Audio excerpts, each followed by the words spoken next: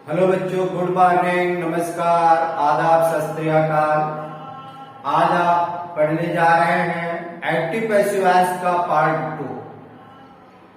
Part 1 आपने पढ़ा, जिसमें एक्टिव से पैसिव वॉइस हम कैसे बनाते हैं, क्या चेंज करने के रूल्स होते हैं और कौन सी सहायक क्रिया प्रयोग की जाती है, सेंटेंस कितने प्रकार के हमें इसमें पढ़ने हैं, वो सारी चीजें आपने पार्ट 1 में पढ़ा। पार्ट 2 में आज हम उसी के आगे पढ़ाने जा रहे हैं। आपने पार्ट 1 में सेंटेंस में पढ़ा अफर्मेटिव सेंटेंस तक, मीन्स सिंपल प्रेजेंट, या जिसे हम पॉजिटिव सेंटेंस कहते हैं, साधारण वाक्य तक ही हमने आपको पढ़ाया था कि जब साधारण वाक्य में कोई भी एक्टिव वॉइस होता है तो उसका हम पैसिव वॉइस कैसे बना सकते हैं। आज उसी के आगे जो है मैं आपको पढ़ाने जा रहा हूं कि असर्टिव के बाद आपका नेगेटिव सेंटेंस आता है, तो नेगेटिव सेंटेंस को हम पैसिव वॉइस कैसे बनाएंगे। फिर इसके बाद इंट्रोगेटिव, फिर इंट्रोगेटिव नेगेटिव, और फिर इसके बाद कुछ स्पेशल रूल्स भी लेकर के हम आप लोगों के लिए आए हैं। वो सारी चीजें भी हम आपको पढ़ाएंगे। अब उसी असर्टिव सेंटेंस के आगे हम प्रारंभ करते हैं। दूसरा आपका है नेगेटिव सेंटेंस,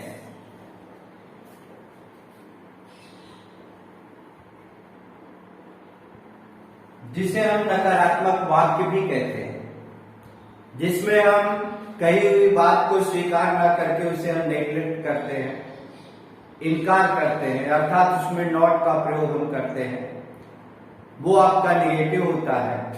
तो जब आपका कोई भी वाक्य अगर टेंस में है, मीन्स एक्टिव वॉइस में है, तो उसका प्रोसीजर होता है, अगर आपका एक्टिव वॉइस है तो एक्टिव वॉइस का होता है सबसे पहले हम सब्जेक्ट लाते हैं, इसके बाद टेंस की सहायक क्रिया, फिर आपका वर्ब आता है, वर्ब के बाद ऑब्जेक्ट, ऑब्जेक्ट के बाद आपका आदर्श आता है।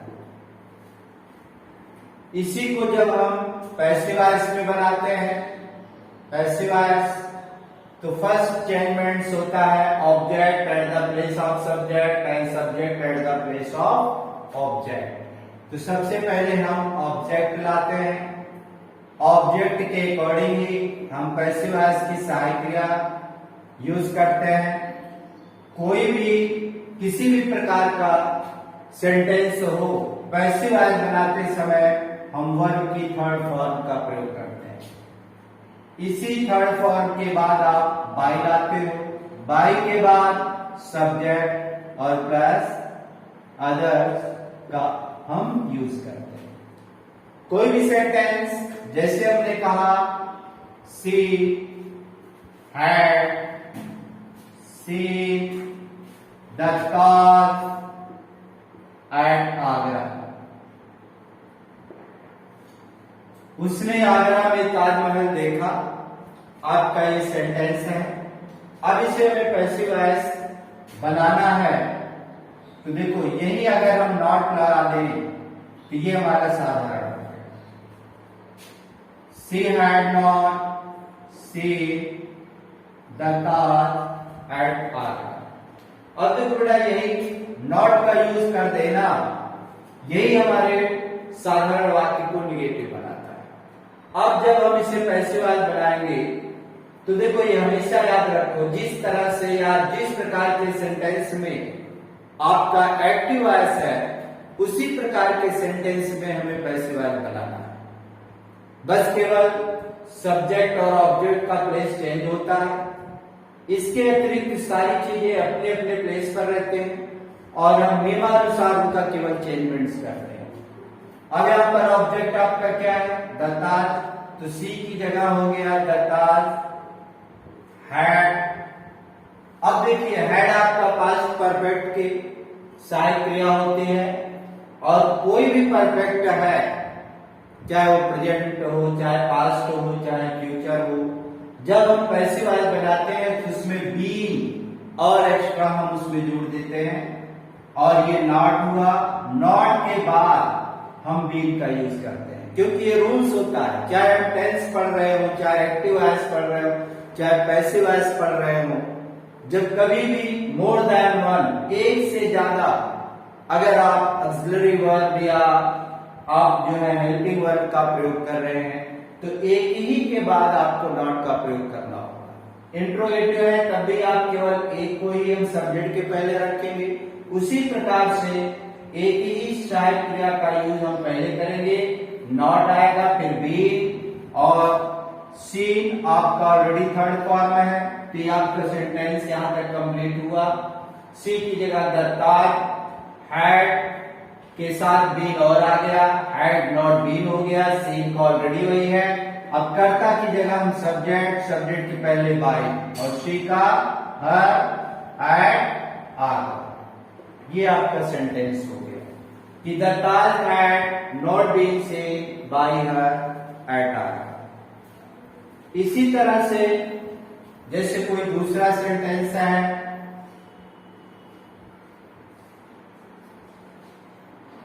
they played the match in the field।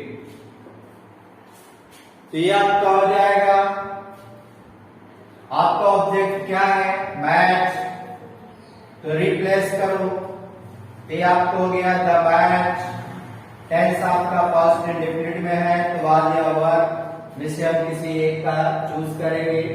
यहाँ आपका ऑब्जेक्ट सिंगुलर है तो वाज हो गया, प्ले का थर्ड फॉर्म प्लेड हो गया और बाय और सब्जेक्ट दे का आपका देम हो जाता है और इन द फील्ड। तो ये आपका नेगेटिव सेंटेंस हो गया कि जब कभी भी हमें नेगेटिव सेंटेंस को पैसिव वॉइस में चेंज करना है तो बस एक ही चेंजमेंट और एक्स्ट्रा आप करते हो कि आप जो है नॉट का प्रयोग आपको करना पड़ता है। अब ये आपका नेगेटिव सेंटेंस हो गया। अब हम पढ़ेंगे interrogative sentence.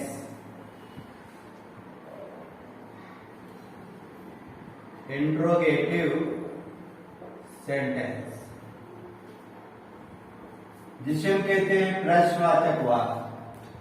Two kinds of interrogative sentence. प्रश्नवाचक वाक्य दो प्रकार के होते हैं। एक आपका होता है जो हेल्पिंग वर्ब या लिंकिंग वर्ब या ऑक्सिलरी वर्ब या मॉडल से स्टार्ट होते हैं, जिसका आंसर क्या में दिया, क्या से उसका प्रश्न पूछा जाता है, क्या से स्टार्टिंग होती है हिंदी वर्ड्स में। और एक आपका स्टार्ट होता है जो क्वेश्चन वर्ड से, अर्थात जिसे हम प्रश्नवाचक शब्द से प्रारंभ करते हैं, what, where, when, why, how, where इत्यादि इंट्रोगेटिव सेंटेंस से, इंट्रोगेटिव प्रोनाउन से वो हमारे स्टार्ट होते हैं। तो यहां पर सबसे पहले इसी में हम टू पार्ट्स पढ़ेंगे। पार्ट ए पढ़ेंगे जब हेल्पिंग वर्ब से वाक्य प्रारंभ। तो बेटा जब हेल्पिंग वर्ब से होगा तो अगर आपका एक्टिव वॉइस है तो उसमें भी सबसे पहले हम हेल्पिंग वर्ब, फिर आपका सब्जेक्ट आएगा, फिर आपका वर्ब, वर्ब के बाद ऑब्जेक्ट, फिर आपका अदर्स। क्वेश्चन मार्क्स हम लगा देंगे।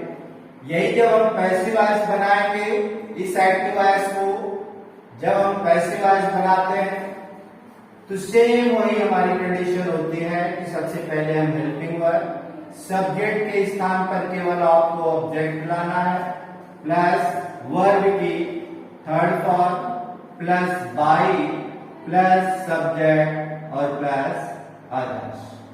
आपने देखा केवल एक चेंजमेंट हुआ, जो हेल्पिंग वर्ब आपका सब्जेक्ट के बाद यूज होता था, उस हेल्पिंग वर्ब को आपको सब्जेक्ट के पहले एक्टिव वॉइस में जिस तरह से आता है उसी तरह से पैसिव वॉइस बनाते समय ऑब्जेक्ट के पहले हमें लाना है।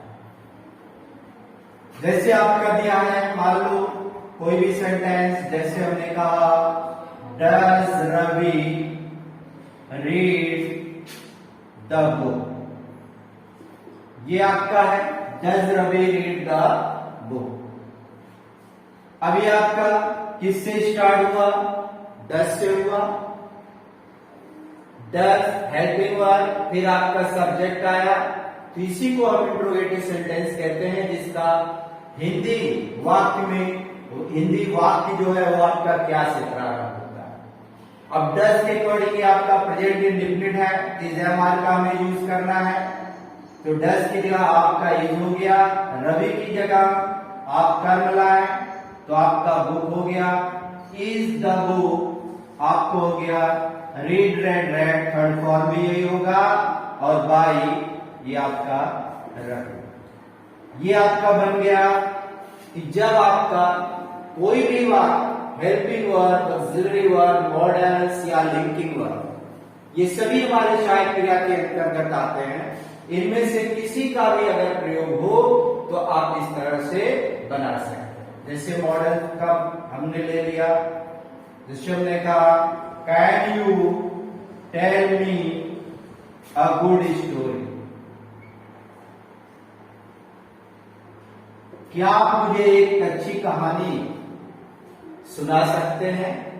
तो देखो कैन आपके बेटा ये मॉडल है, और मॉडल्स का प्रयोग जब भी होता है तो उसके साथ हम बी का प्रयोग और कर देते हैं। तो यहां कैन का कैन ही रहेगा, यू की जगह।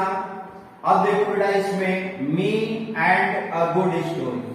कभी कभी हमारे सेंटेंस में टू ऑब्जेक्ट आते हैं, जिसे हम डायरेक्ट और इनडायरेक्ट ऑब्जेक्ट कहते हैं। जी जैसे मी है और अ गुड स्टोरी, जहां पर क्या व्हाट का सेंस आए वो आपका जो है डायरेक्ट ऑब्जेक्ट कहलाता है।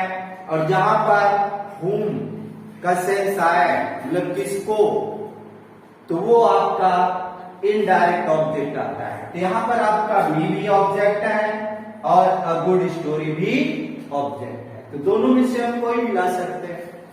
तो चलो अगर आपने गुड स्टोरी रखा तो कैन अ गुड स्टोरी और भी और हमें लाना है।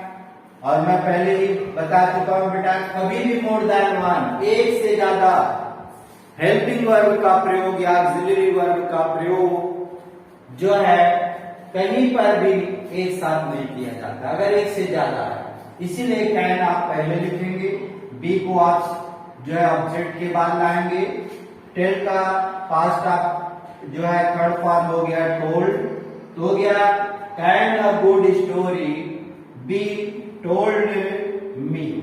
तो ये आपका मी, और इसके बाद बाई हम बाद में भी लगा सकते हैं, बाय यू, या यहां भी हम लगा सकते थे told by you to me, ये भी हम कर सकते हैं। तो आपने देखा कि अगर आपका वाक्य मॉडल से या हेल्पिंग वर्ब से या ऑक्सिलरी वर्ब से शुरू है तो सबसे पहले हम उसी को लाते हैं और फिर केवल सब्जेक्ट और ऑब्जेक्ट को एक दूसरे के प्लेस पर हम चेंज करते हैं। अब देखिए इंट्रोगेटिव का सेकंड पार्ट हम पढ़ते हैं।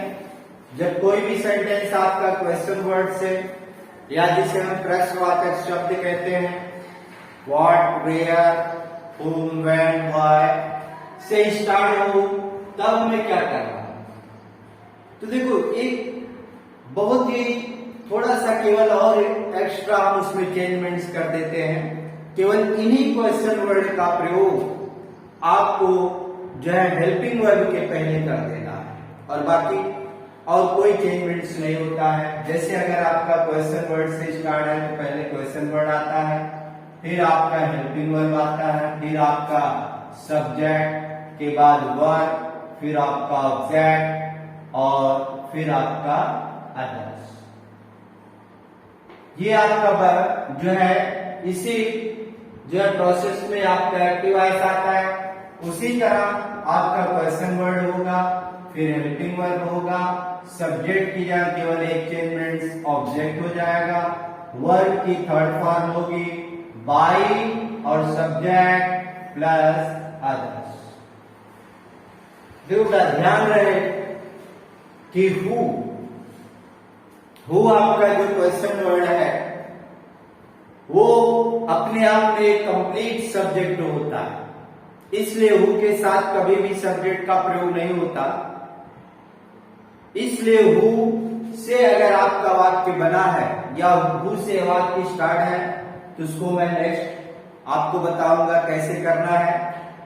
और हु को छोड़कर जितने भी हमारे क्वेश्चन वर्ड हैं, किसी से भी अगर आपका वाक्य प्रारंभ है एक्टिव वॉइस तो पैसिव वॉइस भी आप उसी क्वेश्चन वर्ड से वाक्य प्रारंभ करेंगे, हु को छोड़कर। हु से स्टार्ट है, कैसे बनाना है वो अभी हम आपको आगे पढ़ाएंगे। तो जैसे आप कह दिया तो आपने देखा एक्टिव वॉइस में सबसे पहले क्वेश्चन वर्ड, फिर हेल्पिंग वर्ड, फिर subject, verb, object plus other. Passive voice में आपने देखा सेम वही question word, helping word, subject या केवल आपने ऑब्जेक्ट लाए, वर्ब की थर्ड फॉर्म, कर्ता के पहले बाई का प्रयोग। जैसे आपका सेंटेंस है why are you teaching me, why are you teaching me, आप मुझे क्यों पढ़ा रहे हैं। अब आपने देखा ये वाक्य आपका स्टार्ट किससे हुआ, वाई से, ये आपका क्वेश्चन वर्ड है तो सेम आप भी वैसे ही लिख दीजिए और प्लस आईएनजी आपका कॉन्टिन्यूअस का जो है, कॉन्टिन्यूअस की पहचान होती है, ये आपका प्रेजेंट कॉन्टिन्यूअस है। तो आपको हमने बताया था जिस तरह से परफेक्ट में BEEN बीन हम जोड़ देते हैं तो पैसिव वॉइस की सहायक क्रिया बन जाती है। उसी तरह से कोई भी अगर कॉन्टिन्यूअस टेंस है, प्रेजेंट या पास्ट किसी में भी है तो उसमें आपको बीन और जोड़ दिया जाता है, मतलब बी वर्ग में आईएनजी आप और ऐड करते हैं। तो यहां पर आपका बेटा क्या है, सब्जेक्ट, मी ऑब्जेक्ट है, इधर आया आई हो जाएगा तो आई के साथ हम एम का यूज करते हैं तो क्या हो गया वाई एम आई, और बी आपका है इसी में आईएनजी जोड़ दो तो बीइंग हो गया। तो वाई एम आई बीइंग, और टीच का थर्ड फॉर्म क्या होता है, टॉट, और यही बाई आपका हो जाएगा यू का यू। तो ये आपका बन गया इंट्रोगेटिव सेंटेंस कि अगर आपका किसी भी क्वेश्चन वर्ड से स्टार्ट है तो हम सबसे पहले जो है उस क्वेश्चन वर्ड को लाएंगे, फिर इसके बाद हेल्पिंग वर्ड, फिर इसके बाद ऑब्जेक्ट, और फिर आपका वर्ब, और फिर बाई, फिर आपका सब्जेक्ट। तो ये हुआ आपका इंट्रोगेटिव सेंटेंस। अब देखो इसी में हम आपको पढ़ाने जा रहे हैं कि कैसे अगर कोई वाक्य हु से प्रारंभ होता है तो उसे हम कैसे बनाएं।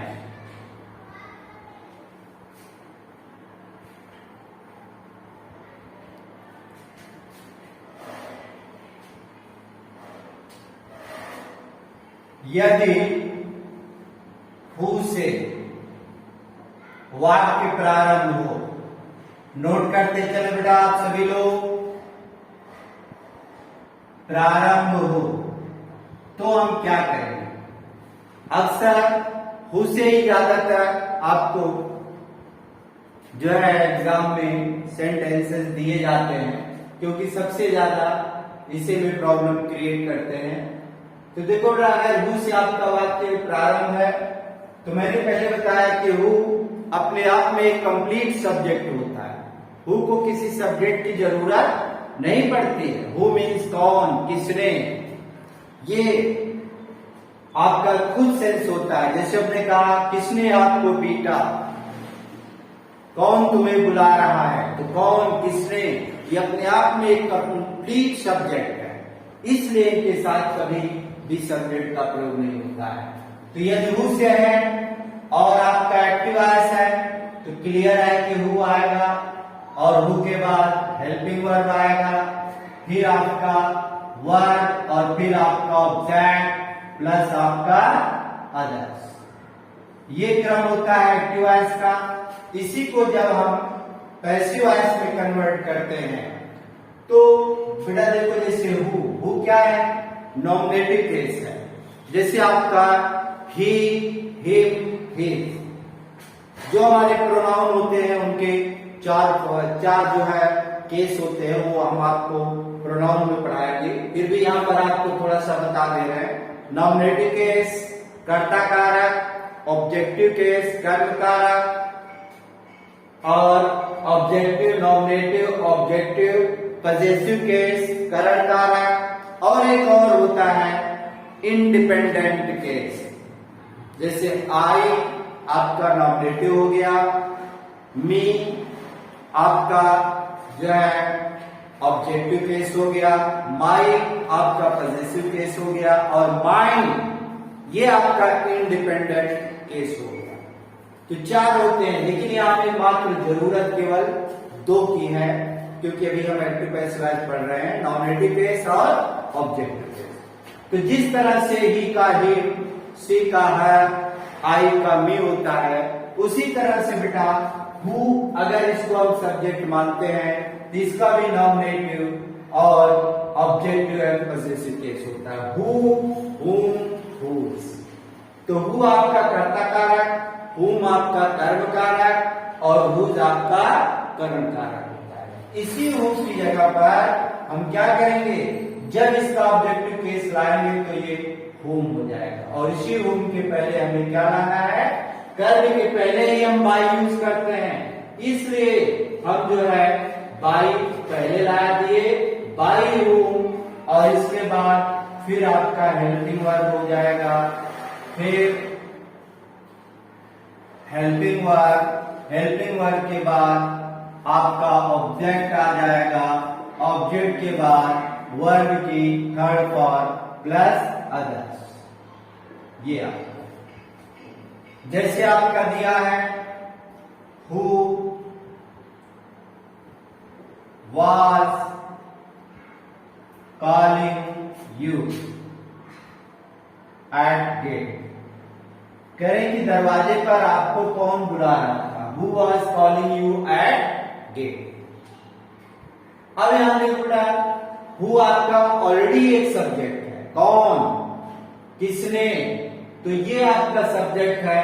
अगर हम बाई हुम से बनाते हैं तो बाई हुम आ गया आपका, हु के प्लेस पर वाज आपका है, आईएनजी है, पास्ट कंटीन्यूअस है, बीइंग और में लगाना है, ऑब्जेक्ट आपके पास यू है, यू के अकॉर्डिंग हम क्या करेंगे, वाज की जगह क्या लाना है, वर, और यहाँ यू, और बचा क्या है आपका आईएनजी, बी में आईएनजी, बीइंग। तो आपका हो गया बाई हुम, वर, यू, बीइंग, और कॉल का थर्ड फॉर्म क्या होता है, कॉल्ड एट गेट। ये आपका बन गया क्या, ये आपका पैसिव वॉइस बन गया। अगर आप चाहें तो इसे और भी तरीके से बना सकते हैं, जैसे who was calling you at gate, इसी को हम जो है आप होम से भी बना सकते हो, या और इसे हम जो है दूसरे तरीके से भी बना सकते हैं। जैसे अभी आप यही जो है पढ़ें, फिर जब आपको हम स्पेशल रूल्स में इसके और भी हम आपको 2-3 रूल्स जो है पढ़ाएंगे।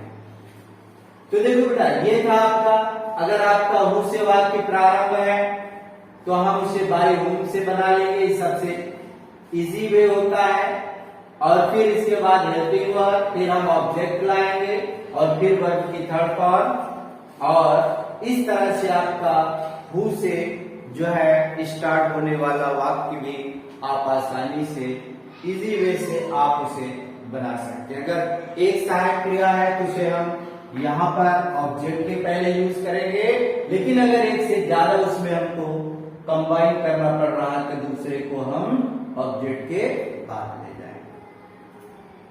इसी तरह से जैसे हमने बताया हु अपने आप में एक कंप्लीट सब्जेक्ट होता है, उसी तरह से व्हाट व्हाट भी एक ऐसा शब्द है जो अपने आप में एक कंप्लीट ऑब्जेक्ट माना जाता है। जिस तरह से हु के साथ कोई सब्जेक्ट का प्रयोग नहीं होता, उसी तरह से व्हाट के साथ भी कभी कभी जो है व्हाट के साथ भी कभी जो है किसी भी ऑब्जेक्ट का प्रयोग नहीं होता। जिस तरह से हु आपका सिंगुलर जो है सब्जेक्ट माना जाता है, एक वचनकर्ता माना जाता है, इसीलिए हु के साथ हमेशा जो है सिंगुलर वर्ब का यूज किया जाता है। उसी तरह से आपका व्हाट भी एक सिंगुलर ऑब्जेक्ट माना जाता है और उसके साथ हमेशा हम सिंगुलर वर्ब का ही प्रयोग करते हैं। तो उसी तरह से आपने देखा कि ये आपका हु से बना। इसी तरह से जब आपका वाक्य किससे तैयार हो, व्हाट से आपका वाक्य प्रारंभ हो, तब हम क्या करें।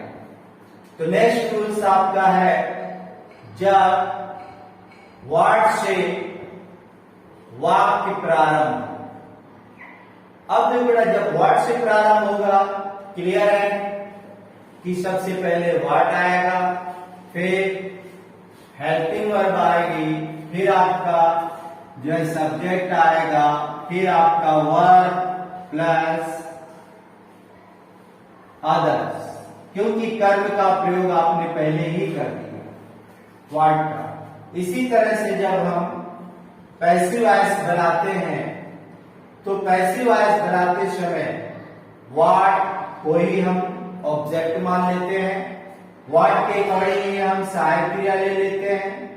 सहायक क्रिया के बाद जस्ट हम वर्ब का थर्ड फॉर्म ले लेते हैं और यहीं पर बाई, और बाई के बाद सब्जेक्ट प्लस आपका अदर्स का प्रयोग करते हैं। ये हमारा फॉर्मूला होता है व्हाट से स्टार्ट होने वाले जो है वाक्य का पैसिव वॉइस बनाने के लिए।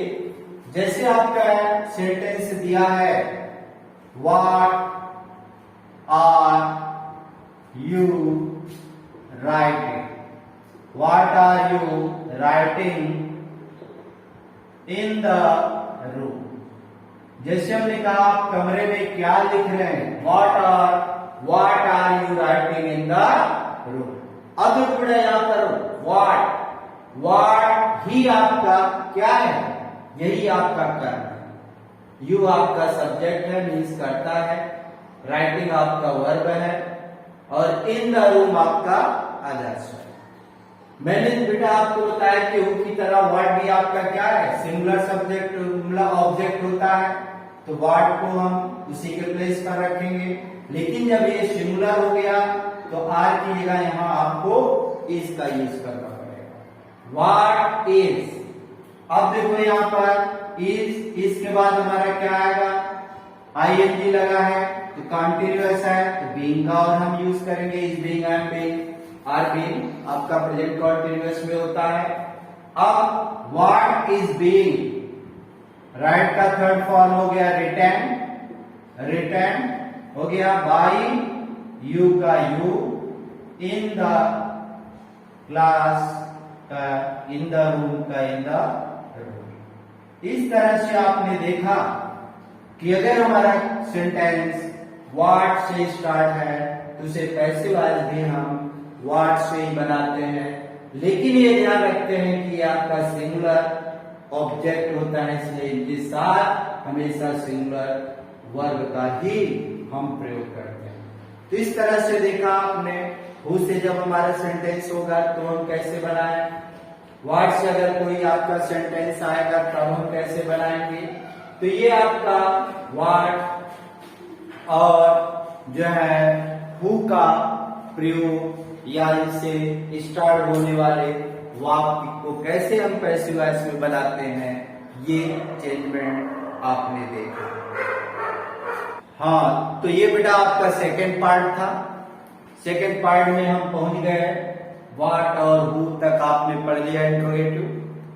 अब इसके बाद जो भी आप पढ़ेंगे वो और ही ज्यादा स्पेशल जो है रूल्स हैं। जैसे इसी में हम आगे पढ़ाएंगे आपको विच, हुज, हाउ के साथ कभी ऑब्जेक्ट कभी सब्जेक्ट ला करके हम उसे पैसिव वॉइस में बनाएंगे। जैसे हमने कहा कौन सा लड़का तुम्हें बुला रहा है, विच बॉय, विच बॉय। कभी इनके साथ सब्जेक्ट भी आएगा, कभी ऑब्जेक्ट भी आएगा। Which book do you like most, which film do you like most, आप कौन सी फिल्म ज्यादा पसंद करते हैं। तो इस तरह से और भी अच्छे अच्छे रूल्स आपको नेक्स्ट पढ़ने को मिलेंगे। और ये सेकेंड आपका ये कंप्लीट हुआ। एक सभी लोगों को एक और इंफॉर्मेशन मैं देने जा रहा हूं कि आपकी जो है ऑफलाइन क्लासें भी 1 जुलाई से स्टार्ट हो गया। और जो है प्लेस है 40E राजीव विहार, गुरुकुल पब्लिक स्कूल, नवस्का, कानपुर। तो अगर आप बेटा ऑफलाइन क्लास भी ज्वाइन करना चाहें तो आप ज्वाइन कर सकते हैं। और मैं आपको फ्री क्लासेस YouTube पर इसी तरह से मैं आपको कंटिन्यू पढ़ाता रहूंगा। और आप उस वीडियोस को देखें, उसमें जो चीज आपको क्लियर ना हो, समझ में ना आया हो, या कहीं पर भी रत्ती भर अगर आपको कंफ्यूजन हो तो आप जरूर कमेंट करें। आपके प्रत्येक कमेंट का, प्रत्येक कंफ्यूजन का मैं नेक्स्ट वीडियो में जरूर आपको सलूशन दूंगा। तो आप सभी लोग वीडियोस को देखें, उसे लाइक करें, सब्सक्राइब करें और ज्यादा से ज्यादा अपने जो है इष्ट मित्रों तक पहुंचाएं ताकि वो भी इस फ्री क्लासेस का जो है प्राय लाभ उठा सकें और वो भी जो है अपनी पढ़ाई को निरंतर बनाए रख सकें। Thank you.